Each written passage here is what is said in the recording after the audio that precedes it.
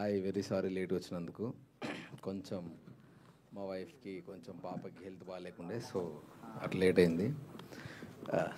ఇది సినిమానే చూసిన నేను, నాకు చాలా బాగా నచ్చి కంగ్రాచులేషన్స్ బ్రదర్. ఎందుకు చెప్తున్నా అంటే ఎంత హానెస్ట్, అంత జెన్యున్ అటెంప్ట్. ఇంత మీరు మాట్లాడుతున్నప్పుడే వచ్చిన నేను. యాక్చువల్గా మీరు అడిగారు కదా, ఆ బిర్యానీ గురించి మాట్లాడారు కదా, అట్లా చాలా సీక్వెన్స్లు ఉన్నాయి సినిమాలో.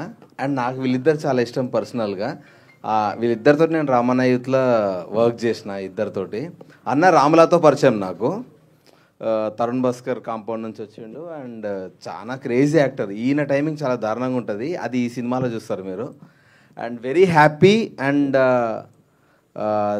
మళ్ళీ స్పెషల్గా మీకు థ్యాంక్స్ చెప్తున్నాను. ఎందుకనంటే మాలాంటి ఇప్పుడు జనరల్గా ఏ ప్రొడ్యూసర్ ఎవరైనా ఎనీ ఫిలిం బిజినెస్ పైన డిపెండ్ అయి ఉంటుంది. సో ప్యాడింగ్ ఎవరైనా అడుగుతారు, ఫస్ట్ క్వశ్చన్ అడిగే క్వశ్చనే ప్యాడింగ్ ఎవరున్నారన్న దాన్ని బట్టే సినిమా ముందుకెళ్తా లేదా తెలుస్తుంది. సో మాలాంటి ఆర్టిస్టులని నమ్మి వాళ్ళని మెయిన్ లీడ్ పెట్టి తీయాలన్న గట్స్కి first of all hats off brother.